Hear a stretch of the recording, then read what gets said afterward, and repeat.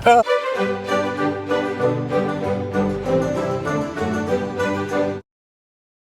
mission natin today, Maddie? Mission natin today, well, so, mission natin today, share namin sa inyo yung mga easy airport hacks na na-pick up namin during our many trips abroad. Pero ito, yung specific sa NAIA muna. Kasi actually, wala naman tayong hassle na na-experience pag sa airports ng ibang bansa. Puro so sa NAIA. So, yun. So, para maging stress-free yung next trip nyo. Pero para mas special, i-shoot natin to sa NAIA. Kaya lang, anong problema, Maddie? Yung problema namin, gusto namin to i-shoot sa Terminal 3. Yung mga kainan doon, yung mga Mary Grace, ganyan. Pero, huling punta namin doon, kailan ba? Parang before the pandemic. So, hindi namin alam kung bukas pa rin siya sa public and kung bukas yung mga kainan doon. So, tignan muna natin kung hindi tayo makapasok or walang open. Anong gagawin natin, Maddie? Kung hindi pwede, try natin sa Terminal 1 o Terminal 2. Hindi ko na alam yung daan. Mag-waze muna kami. Bye-bye. In 600 meters.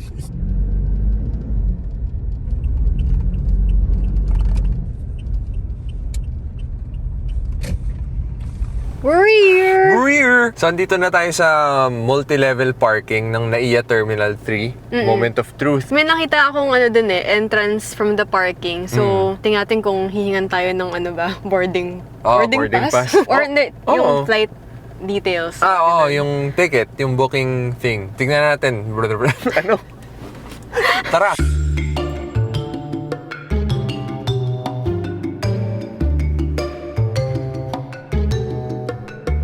Success! Success! So, para i-celebrate tong success na to, ano yung una nating travel hack, Maddie? Airport hack pala. First airport hack, based experience natin, di ba? Better if mag-book kayo ng early morning flight. Hindi late night, early morning. Kasi nag-late night tayo, ang haba rin ng pila. Oo. So, parang better early morning kasi I guess parang mas normal sa mga tao na magpuyat kaysa gumising ng maaga. So, well, mas maliit yung chance na mahaba yung pila or ang daming tao sa airport early morning. And when we say early morning, di man tipong 4 a.m. Pwedeng like 7 a.m. Kasi pag 7 a.m., nasa airport ka na ng mga bandang 3 or 4 a.m. So parang ayaw nila ng ganung kaaga nang gumigising. Oo, sobrang aga nun. Okay, so bago natin i-reveal yung next hack, hanap muna tayo ng mga kainan kasi alas 3 na hindi pa kami nagbe-breakfast. Actually, kaya natin pinili yung Terminal 3 kasi di ba Wala na ako sa shop. kasi di ba siya yung may maraming choices na mga kainan. No, at least before. Yan. Pero, mukhang bukas naman. Tignan natin kung maraming options pa rin dito. Kasi yung huli nga before the pandemic pa eh. So, tignan natin.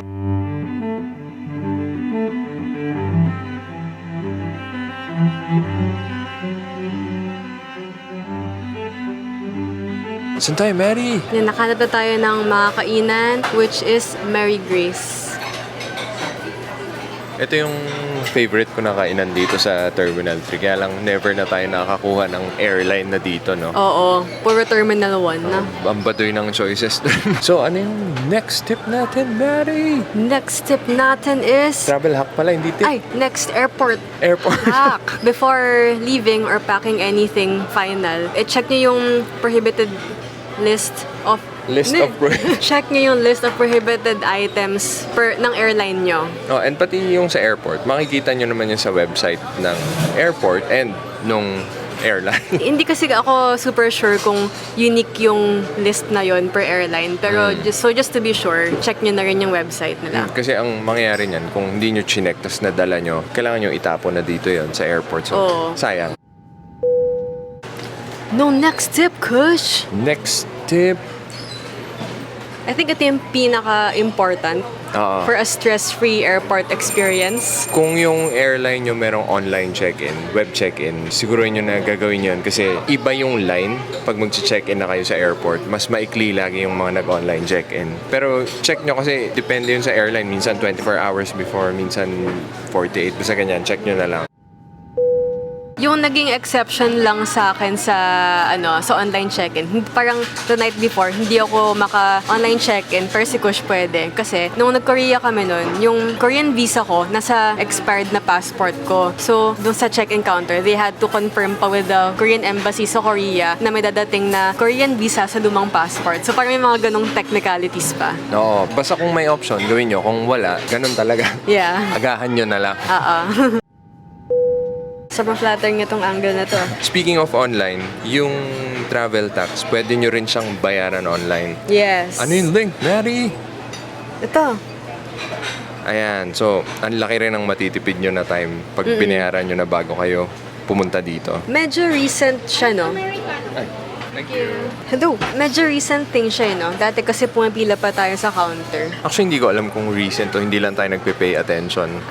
Pero, ayun, super convenient yun. Kasi usually ang nangyayari, nakapila ka na sa check-in counter. Tapos pagdating mo sa mismong counter, saka sasabihin, ay, magbayad ka ng Oo. travel tax. Tapos ngayon, ma-hold yung mga tao sa likod mo habang hinihintay ka ng counter. So, masyado Oo. lang hassle for everyone. Yeah. So, better talaga bayaran nyo na online. Ang dami na naman natin kakainin. Baka mag-gain tayo ng weight, Mary! Oh no! But speaking of weight, ito pa yung isa pang airport hack. The night before you go to the airport, iwi niyo yung luggage nyo. Oo, minsan depende sa airline pati yung hand carry anyway. Pero iwi nyo na both para sure kasi hassle maglipat ng gamit pag nandito or magbawas pag nandito na kayo. Oo. 'Di ba? Kung hindi nakasya kunyari sa hand carry, iiwan nyo na dito 'yon. Paano 'yon? By the way, marami namang restaurants. Well, hindi marami, pero may restaurants depende sa terminal. Yung next hack kasi natin, kailangan nyo talagang dumating 3 to 4 hours before the flight. Lalo ngayon na naghihigpit yung immigration, no? Pero hindi nyo naman kailangan mag-alala kasi, yun nga, may mga kainan naman. Lalo kung sa Terminal 3 kayo, ang daming options talaga dito, no? Ay, Yeah. pumiyok ko. Yeah, maraming options dito. Akala namin nagsara pero may mga sarado pero marami pa rin bukas. No? So mukhang pumipick up na dahil tapos na yung pandemic.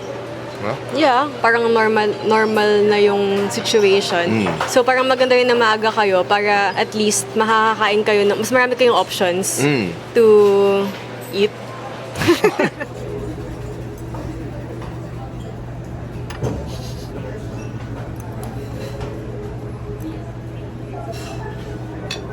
Ano yung next, Mary? Next tip is... Hack. Next hack is mag-book kayo ng car to the airport, to and from the airport in advance. Oo, kasi ang pinaka-stressful part, hindi mo alam kung makakalis ka on time. So, kung kaya nyo, kung afford naman may budget, better mag-rent talaga kaysa yung aasa kayo na, baka makakuha ko ng taxi or mga ganyan. Oo. Din talaga yung pinaka nakaka-give sa akin ng peace of mind na alam kong may magsusundo sa akin. Yung hindi ako malilate sa airport. Oo, tsaka safe yung gamit. Malaking bagay yun.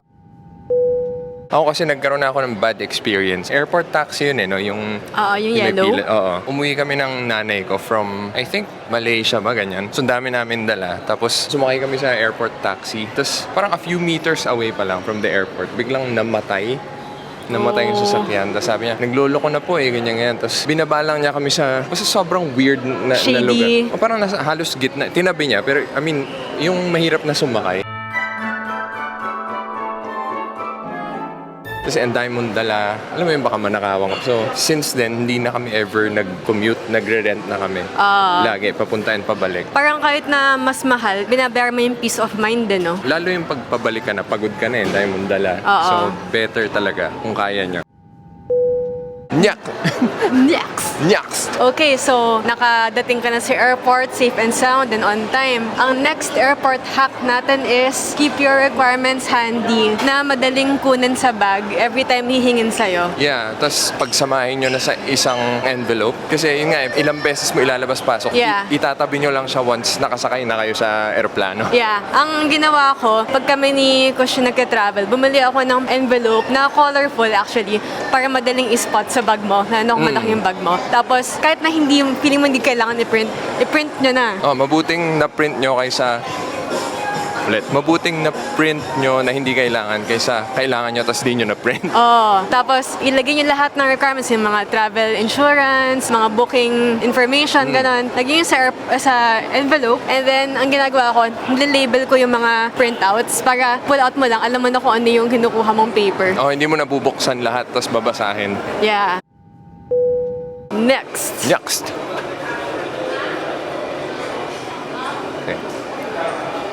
Ay, ako ba? Anong next, Krish? Next, pag dumating kayo sa airport, tapos may nag-offer ng mga porter na, Ma'am, sir, kunin ko na po yung luggage nyo, ganyan. Unless kailangan nyo ng tulong, huwag nyo na ipadala sa kanila kasi surprise yon pagka nakuha nila, may bayad yon. Parang before 100 per maleta yon. Oo. Tapos hindi yun sasabihin sa'yo bago kunin. Kinuha na nila, tapos didiretso kayo sa cashier. Oo. Dun sa booth nila sa may entrance ng airport. Oo, so parang kung kaya nyo naman, wag na kasi extra expense agad yon. Oo. Huwag niyo isipin na libreng service yun. Nangyari sa atin yun nung LA. Parang ang dami pa naman nating dala na maleta. Tapos parang akala namin nagmamagandang loob. Oh, good service, ah. Oo. Although, yun nga, kung nahahassle kayo, okay na rin, 100 per maleta. Pero kung kaya nyo, kayo na lang. Next! Ano yung next, Maddie? Next, ito pa isa pang important na di-take mo for granted. Oo. Simple lang to pero super important. Yes. Ano to, Maddie? Wiwi.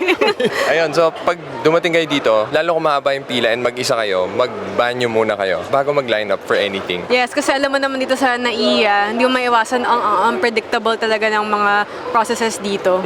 Kasi hindi rin naman safe iwan mo lang. Kunyari, may katabi ka sa pila, ipapakisuyo mo yung gamit, nakakatakot din yan. Oo. So, yun, banyo muna. Unless nga may kasama kayo, kunyari kami, lagi kaming dalawa. So, yung isa nakasave na yung spot sa pila, tapos yung isa yung nagbabanyo. Yeah. And usually naman may bathroom naman sa floor kung nasan ka mag-check-in. Yeah, so basta yun, do it.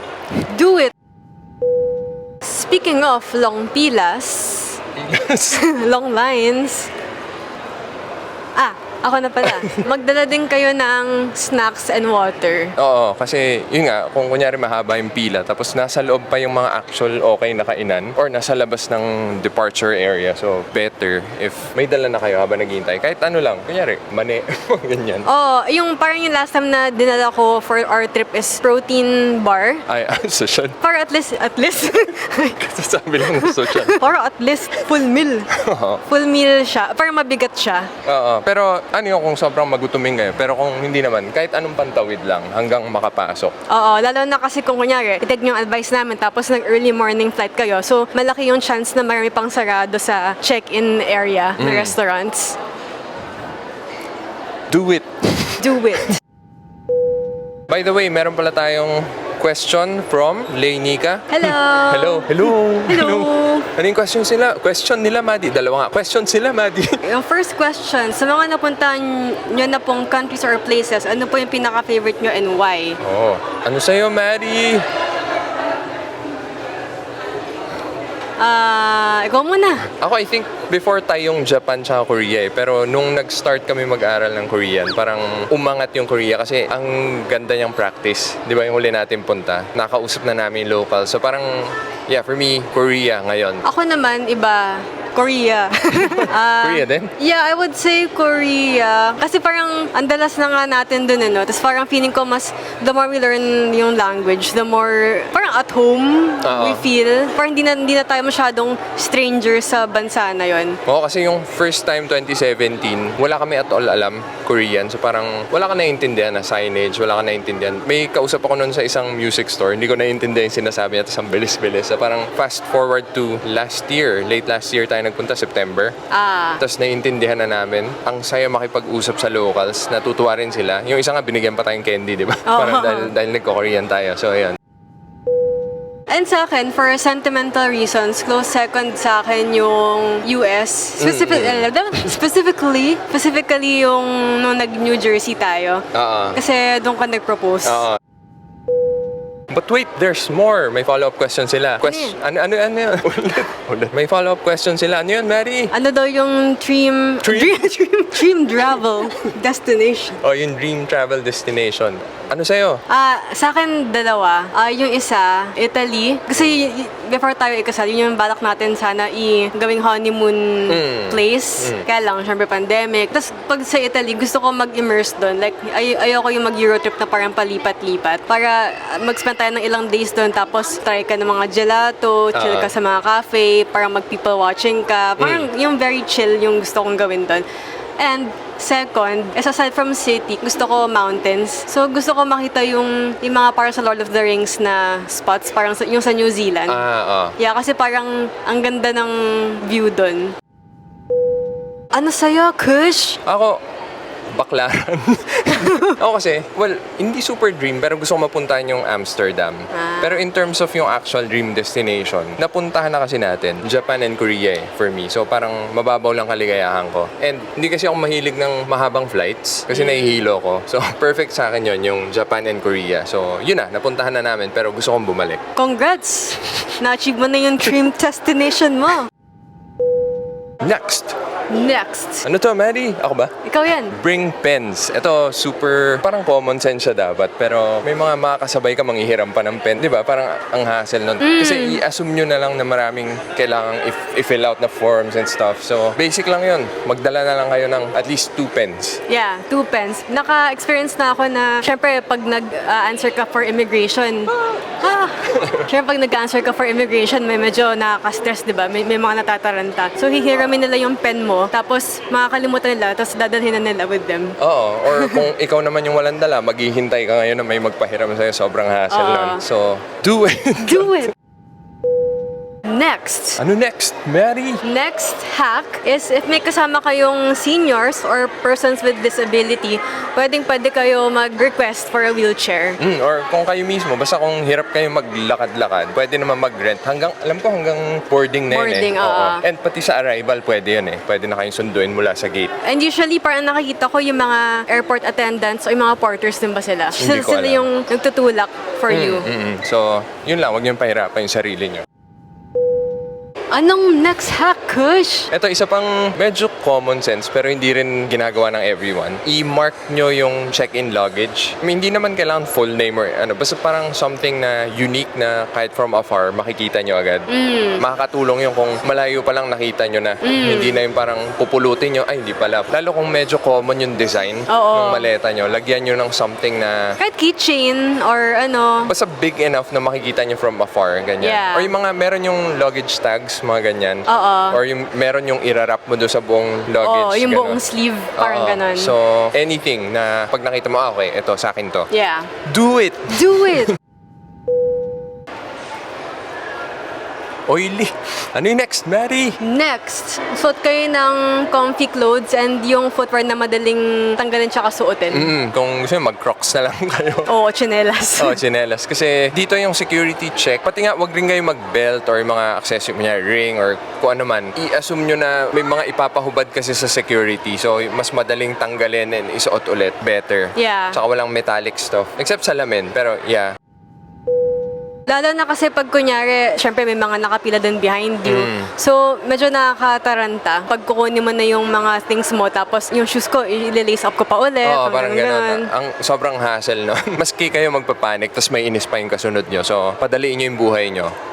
And mainit dito eh. So, huwag na rin muna kayo mag-layer-layer. Ngayon, pawis na nga kami. And yung, syempre, wear comfortable clothes. Kasi syempre, more than usual, na? More often than not. Parang at least 2 hours naman yung travel time mo. So, at least comfy ka na sana, di ba? Kasi kahit sa plane na. Kasi pag kunyari, gininaw ka sa plane, pwede na humingi ng blanket. So, hindi mo naman kailangan intindihin yun. Basta at least yung main concern dito, yung security sa airport. Yeah. Para madali yung buhay mo, dadaan ka lang.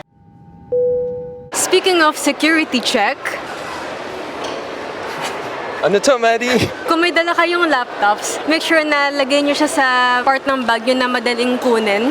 Kasi hindi pwedeng idaan yung bag na nasa loob yung laptop. Ilalabas nyo rin siya talaga. So, yun lang. Parang sa clothes, para mabilis yung daan nyo sa security. Gawin yung madaling tanggalin and ibalik. Oo. Huwag nyo na ilagay muna sa mga yung nilalak. Oo, wag sa ganun kasi sobrang hassle na. Oo. Pwede nyo nang ibalik dun sa mga ilalak pag nakadaan na kayo sa immigration and before boarding. Oo. Anong next hack, Kush? Next hack, bring pesos. Kahit konti lang. Siguro, ewan ko, hindi ko alam kung magkano. Kasi baka may matsambahan kayo dito sa kunyari mga tindahan, mga restaurant na cash lang. So, better na may dala kayo. Lalo na pag nag-end up kayo sa Terminal 1. Based sa experience namin kasi mas konti yung restaurants doon and mas hindi ganito mainstream Ganun ba? yung restaurant. Oh, mas parang cafeteria style. Yung may mga, ganon. most of them. So parang mas less likely na tumatanggap sila ng card or ganun. Parang yung sa printout kanina, buti na nagdala kayo tapos hindi kailangan. Kaysa kailangan tapos wala kayong dala. Yeah. And kung in case lang di pa kayo nakabayad ng travel tax online, tapos wala kayong card, ayun, pwede kayo magbayad with cash. Oo, kasi walang ATM, at least sa Terminal 1, walang ATM sa loob. Lalabas pa kayo, tapos pipila kayo ulit papasok. So medyo hassle yun. Mabaga natin maglakad. Next hack. Kush. Ganito ba kabagan? Ayan, ganyan. Ano to, Mary? So kunyari, let's say nga, nag-early morning flight kayo, basta inaantok lang kayo. Magdala din kayo ng noise-canceling headphones, earphones, or ganon. Or earplugs. Yeah, earplugs. Para while waiting for your flight, pwede kayong makahanap ng seat dito and then tulog muna, ganon. Kung may mahanap kayo, yun yung thing. Pero Yeah. dito na papasok yung final hack natin for today. Ano to, Mary? Ano yung Kush? Hindi nyo pala kailangan lumipad ng business class or first class para magka-access sa mga airport lounges. So ito, nire-regret ko nga na nalaman lang natin to after ilang years na tayo nagta-travel, no? So, pwede kayong kumuha, ang alam namin dalawa, Priority Pass, punta lang kayo sa website na yun, or Dragon Pass. Yung concept nito, kahit economy yung lipad nyo, pwede kayong pumasok sa lounge na super useful kung kunyari, puno yung airport or sarado yung mga kainan or nasira yung tiyan nyo. Gusto nyo ng banyo na mas private. Ayun, so perfect to. Magkano to, Maddie? Ito. Sabihin ko lang, hirap i-edit. So, parang yung cheapest plan nito, $99 a year. Tapos, depende, yung Dragon Pass may kasama na yung isang free visit. Pero kung wala mang kasama, parang per entry around $31 to $35. So, hindi pa rin siya super mahal. Tapos, free na yung food doon, free na yung drinks. Tapos, yun nga, may makakapahinga kayo, malinis yung banyo and stuff, ganyan. Oo. Free yung food, meaning most of them parang may buffet Oo, style na buffet ano. style. Yeah, hindi naman super dami like yung sa mga wala akong maisip ng buffet. Oh, basta, Yeah. pero enough pantawid. And depende kasi sa Korea, masarap eh. Ang dami ng choices eh, no? Oo. And yung gusto ko rin kasi sa mga airport lounge is yung banyo nga. Parang mas malinis, tapos private. Ito parang usually pag mga, depende sa lounge, meron din sila mga shower. So lalo na kung magle-layover ka or kung hindi ka pa naliligo. Oo. Pero kung kunwari ayaw nyo magbayad ng $99 or more a year, meron ding credit card, certain credit cards na pag kinuha nyo, kasama na, free na yung either Priority Pass or Dragon Pass. So, yung isa kong credit card, merong Priority Pass, yung isa ko meron Dragon Pass, tapos yung isa mo may Dragon Pass din. So, parang kung mag-travel tayo ilang beses a year, lagi na tayo may lounge access. Oo. Yeah, so, ayan. So, i-check nyo yun kung gusto nyong i-upgrade yung, hindi lang sa NAIA to ano to, international, lahat ng airports, I think, around the world, meron kayong ma-access na lounge. Michael. Yun. Yun! Sana nakatulong, and kung gusto nyo pa ng more travel hacks, comment. And kung may na-miss kami, comment nyo rin. Yeah, kung meron kayong sariling travel airport hack, Oo, or travel hacks in general. Yeah. Tapos, kung may questions, comment.